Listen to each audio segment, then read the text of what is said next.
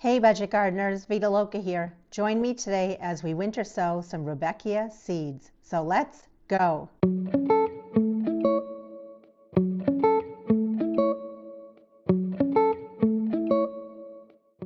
If you're new to my channel, welcome. I'm glad you're here.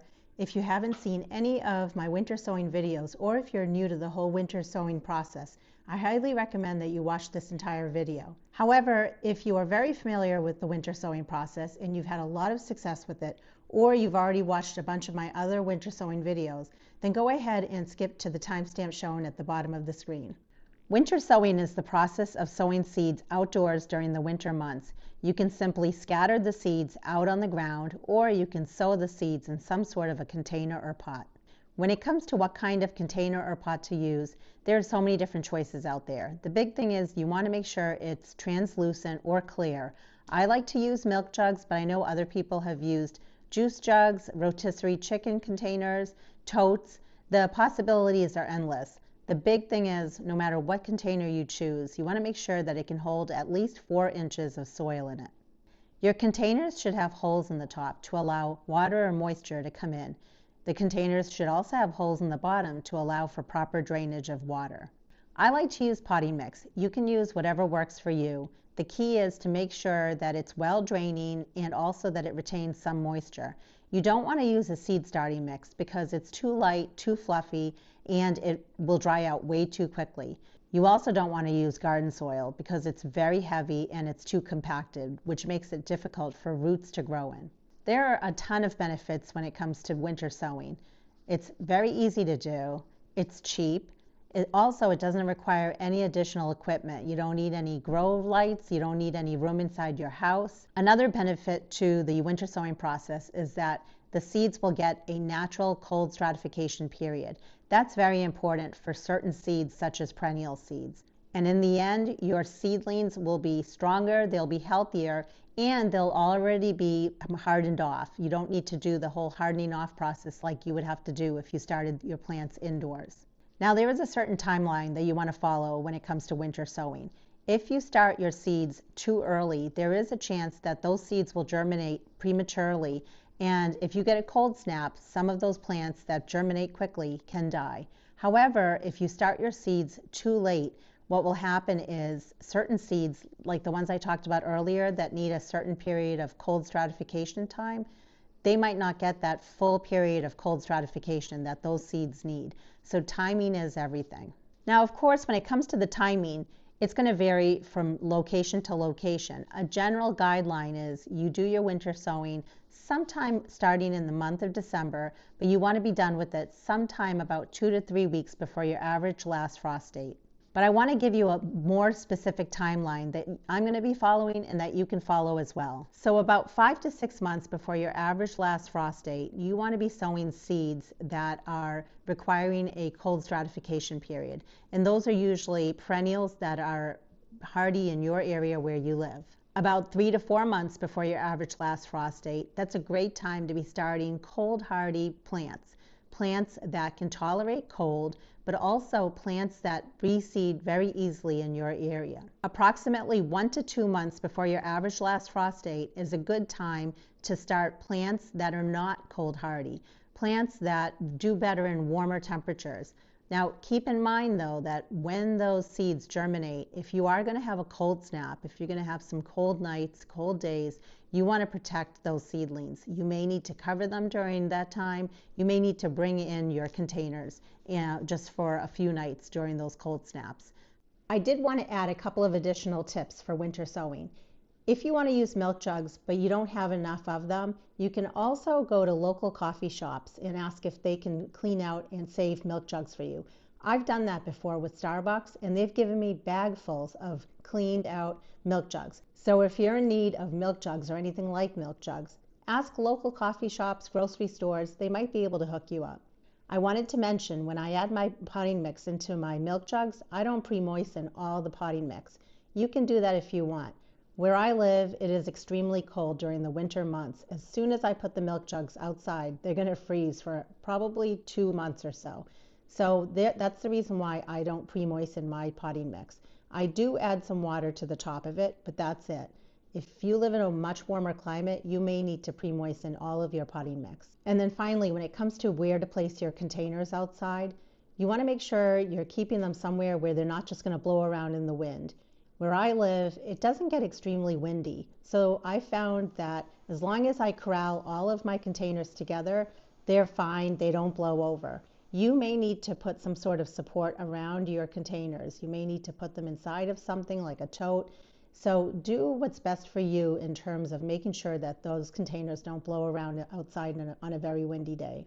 I'm going to start with a quick plant profile, and then after that we'll go ahead and winter sow our Rudbeckia seeds. There are a bunch of Rudbeckia out there. The main ones that I have in my yard and I'll be talking about today are called Black-Eyed Susans. The variety is Goldstrum. Black-Eyed Susans are a very reliable perennial, but what I've found is not all Rudbeckia are perennials.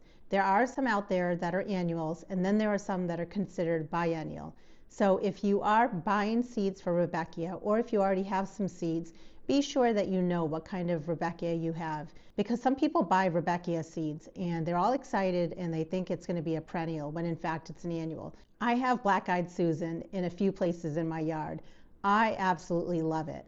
I used to think years ago that it was a little bit invasive because when it drops its seeds, it does self-sow very readily, and I would find baby plants all over my yard.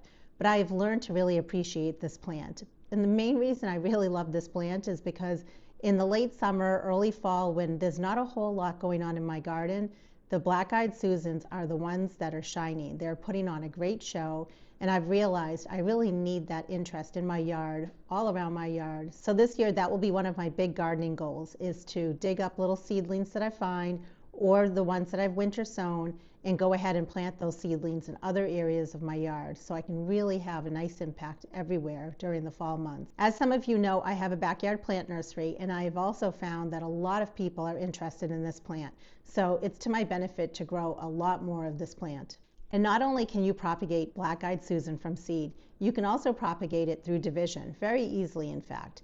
The plant spreads by rhizomes, so all you need to do is just separate each section and make sure each section has a piece of root and piece of leaves attached. And did you know that the roots of Black-Eyed Susans are great for erosion control?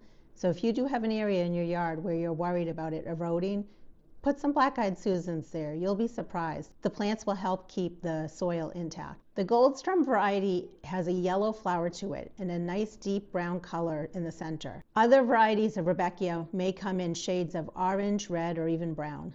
I wanted to share some fun facts about Rudbeckia with you. I didn't know this, but maybe you did. The state flower for Maryland is the Black-Eyed Susan. This plant is extremely drought tolerant, and that's really good because when you have plants that you have to baby all summer long during a drought, it's not fun. So once you have this plant established in your garden, you basically can set it and forget it. Black-Eyed Susan is considered a pioneer or an explorer plant. And what that means is it's one of the first plants to grow in a new field, open woods, or in a garden. And they grow quickly in just about any kind of soil. Even though this plant is very easy to grow from seed, it may not bloom for you for 2 years, so be patient with it. Black-Eyed Susan is hardy in USDA zones 3 through 9, and it's native in most of North America. The plant blooms from midsummer through early fall, and it prefers full sun. It grows from 24 to 36 inches in height, and it can tolerate all sorts of soil conditions, from dry to average to moist. And if you really like making cut flower arrangements, then this is the plant for you. It makes a wonderful cut flower, and not only that, it blooms for a long time within a vase. The plant is very pollinator friendly, and it attracts the bees, butterflies, flies, moths, and even birds. And even though many birds like to feast on the seeds of this plant during the fall and winter months, the hummingbird also enjoys getting nectar from this plant during the summer. Rudbeckia plants are generally deer and rabbit resistant, but as you know, if an animal is hungry enough and there are no other plants around, you might find them nibbling on your plants. Now let me share with you some details about how to start the seeds. The seeds need light to germinate, so you don't want to cover the seeds, and if you do, you just barely want to cover the seeds about 1/8 of an inch with either seed starting mix, potting mix, or vermiculite. Black-Eyed Susan or Rudbeckia seeds need a cold stratification period in order to germinate. Now, if you don't give them the cold stratification period and you try to germinate the seeds indoors, let's say, you may still have germination, but the germination rate may be lower than had you given the seeds a cold stratification period. Now I'm going to be winter sowing my seeds, so they're going to naturally get that cold stratification period. However, if you want to start the seeds indoors under grow lights, then you want to give the seeds about a 6-week cold stratification period, and you can do that by placing the seeds in your fridge. And if you do want to sow the seeds indoors, you want to sow them about 8 weeks before your average last frost date. And if you don't know what your average last frost date is, go to the link down below and put in your zip code, and it will tell you an average last frost date for where you live. That date might not be 100% accurate. You may need to also look at the map that's on there just to find your location and then see what the date is for your area. If you're winter sowing the seeds will germinate whenever the conditions are right for those seeds. But typically the soil temperature is somewhere between 68 to 75 degrees Fahrenheit. And therefore, if you are going to be sowing the seeds indoors, you want to make sure you're finding the same temperature range. And if you're growing these seeds in a very cold area, then you want to make sure you're using a heat mat. The heat mat may also get your seeds to germinate a little bit faster. Okay, let's go ahead and winter sow some Rudbeckia seeds.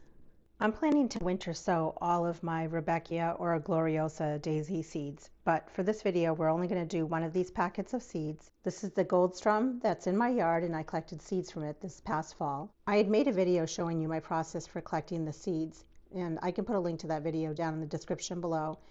There is seed and non-seed material mixed in here, but I'll be sowing all of it. And this is important to show. This was collected last year, again from my Black-Eyed Susan Rudbeckia plants. And I want to show you something. I was looking carefully in this packet today. I'm almost positive this is all non-seed material. I don't think there's even a single seed in here. But I think that's good to show because over time as gardeners we learn what to look for when we're collecting our own seeds. I will just put all this in the same milk jug as the other packet that I just showed you, but I'm almost positive that there are no seeds actually in here, and that's fine. Remember earlier I mentioned that sometimes Rudbeckia can be an annual, so I did collect seeds. I don't know what year I collected these, but you can see there are plenty of seeds in there. So when I do sow these, I'm only going to sow some of them in a milk jug. I'm not going to sow all of them. And that packet of seed that I just showed you, I'm pretty sure that's a Gloriosa daisy. If you look carefully, these seeds look very similar to those seeds that I just showed. So I haven't really talked much about Gloriosa daisy. In case you didn't know, Gloriosa daisy is a type of Rudbeckia. So this is typically an annual, and it usually drops its seeds, and it might appear to be a perennial in your yard, but it's considered typically an annual. So I'll be planting some of these seeds as well in a milk jug. In fact, all of these are either some sort of annual Rudbeckia or Gloriosa daisy. So I'll show you these two here just so you can see close up what they are. Isn't that really pretty? So that is also a Gloriosa daisy, and it has multiple different colors. And the seeds are a little old, but that's totally fine. I'm going to sow them anyway. And here's another type of Rudbeckia, also a type of Gloriosa daisy. And there's some specks that are on the back of the seed packet. Again, the seeds are a little bit old, and that's fine. And here's the inside part of the back of that packet. I wanted to point out right here it says it's a perennial in zones 4 through 9, and I live in zone 5B. And it also shows right here Rudbeckia hirta. And when I was doing research, I found that typically Rudbeckia hirta is an annual. I'm going to plant these anyway, and I'll find out if these are annual or perennial in my zone. There are so many different containers you can use for winter sowing, but regardless, no matter what container you're using, always make sure it's a clean container. And you want to be sure no matter what container you're using, it can hold about 4 inches of potting soil. You can see that that goes right around here. So when I make my cut, I want to make sure I'm cutting around here, but I also need this part here. I don't want to cut into it because this will be the handle to open and close my mini greenhouse. I'm going to need something sharp to cut my mini greenhouse or my milk jug. So I'm going to be using these. You can use scissors or anything else that you have. These are just cutting shears or snips that you would use to cut tin. I threw away the cap because I want to leave this part open. Whatever container you use, you want to make sure that you have some sort of holes in the top of it to allow for water like rain or snow to come in here, and that will help keep everything nice and moist inside of your mini greenhouse. And if for whatever reason you're not getting any moisture and things are drying out, you can always add water into this hole as well. I do like to add additional holes in the top here, but that's completely optional. I've been doing it for years and that's worked for me.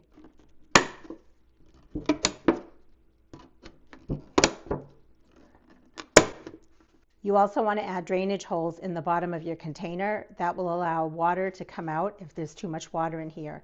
And it also allows it so if you want to bottom water your container, you can easily do that, because then the water can wick up and it can water the soil and the seedlings that are in here.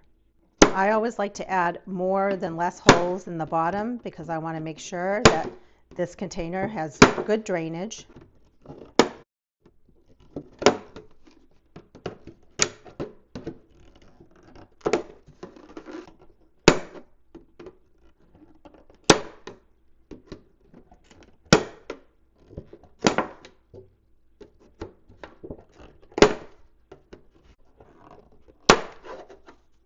And that's all I'm going to add for holes. It's a small container. If this was a much larger container, then maybe I'd add some additional holes in the center here. Now I'm going to go ahead and I'm going to cut my container. Some people like to use a marker and make a line. I'm not going to worry about that. It doesn't need to be a perfect line. I'm just going to start somewhere around here and I'm going to make my way onto the other side.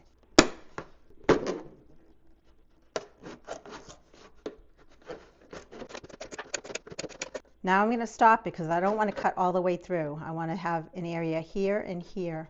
And the reason for that is I want to make sure that I'm using the handle as a hinge for my mini greenhouse. And notice they don't perfectly line up, and that is totally okay. Next, I'm going to go ahead and get some potting mix filled into the bottom of this container. I like to use potting mix, not seed starting mix. I find that it's better for holding the water, and also it doesn't dry out as quickly. And I'm actually using potting mix that I made myself, and I'll put a link down in the description below on how to make your own potting mix. It saves a lot of money in the long run. The next thing is to push down lightly, not very hard. I'm trying to eliminate any sort of air pockets that might be in here. But I also don't want to press down too hard because as the plants start growing and their roots are forming, you want to make sure that the roots can grow inside of this potting mix. So these are the seeds that we're going to be sowing together. I mentioned earlier that in this bag there were seeds as well as non-seed materials. So what you're looking at is I'm pointing to anything that is a seed just so you can distinguish what a seed is and what is not a seed. And I'm going to take small pinches at a time and I'm going to start spreading the seed in here. And this should have pretty good germination, but I'm still going to go ahead and put all the seeds in here because I would rather use up all the seeds that I collected. Once the plants have their first set of true leaves, which are not the initial set of leaves, it's basically the second leaf that you see, at that point I'm going to start thinning the plants out, and I will end up pricking them out of this milk jug, and I will most probably just pot them up into 3-inch pots. And just to get rid of this bag, I'm going to show you what's in here, and we're just going to put whatever's in this bag into the milk jug. And I'm almost sure I don't see any seeds in there, and that's okay. That's how we learn. At least now I know what the Rudbeckia seeds look like, and I was able to collect them last year. But why not? We're just going to put them in here. And remember, we're not covering the seeds because Rudbeckia seeds need light to germinate. But what I am going to do is I'm going to press down on the seeds. I want the seeds to make good contact with the soil. I like to label the inside of my container just in case the label on the outside wears out.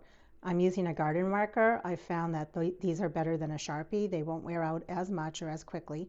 And then I'm just adding a label on what my plant is here.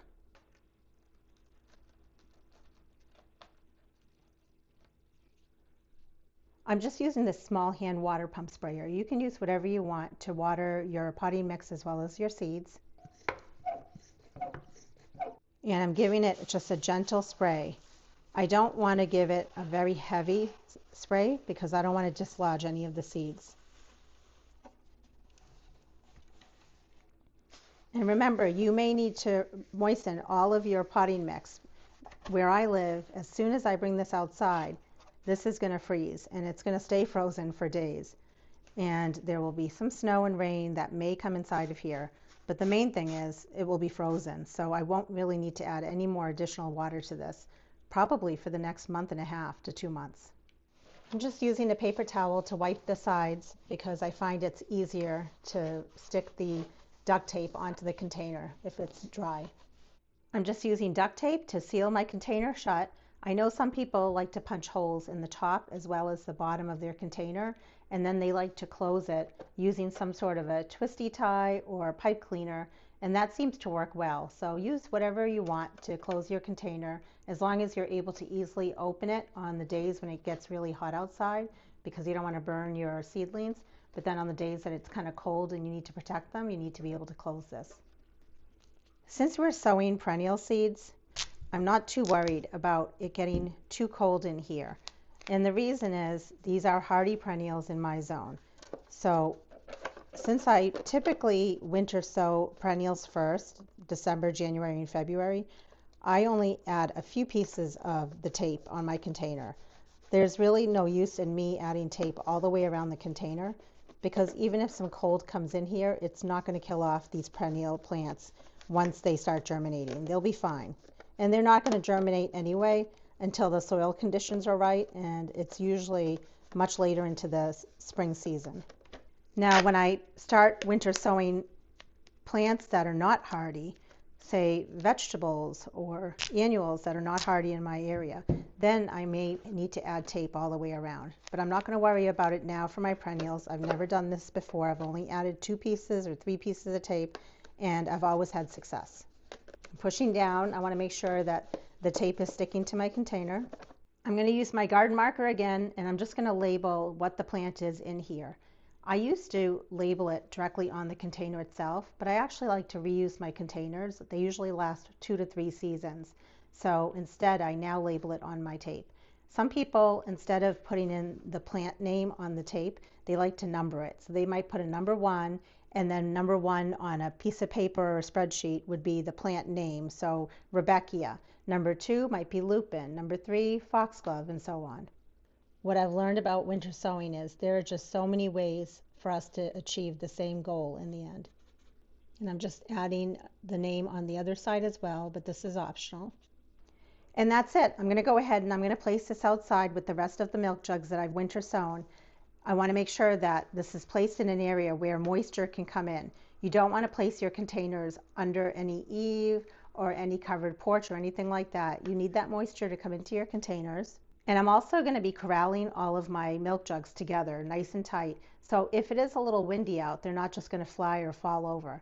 Where you live, it might be even windier. And if that's the case, then you may need to actually put some sort of a barrier around all of your containers just to ensure they don't fly in the wind. I really hope you're enjoying this series of videos that I'm making with winter sowing, and I'm hoping that some of you are winter sowing along with me. If you haven't already, please consider subscribing to my channel. Don't forget to hit the notification bell. And if you like my content, please go ahead and share my channel with others that may benefit from my content, because you don't want to miss out when I start showing you my process for pricking out the seedlings, potting them up, fertilizing them, and then eventually planting them out in my landscape. And if you want to see more winter sowing videos like this, please hit the like button below, just so I know that you're enjoying this kind of content. And I want to hear from you. What is your favorite variety of Rudbeckia, and how have you grown it? Have you scattered the seeds outside and just let Mother Nature do her thing? Did you winter sow the Rudbeckia seeds, or did you start the seeds indoors? Or maybe you even just bought the Rudbeckia plant. Please let me know down in the comment section below. And until the next video, make it a great day with gardening.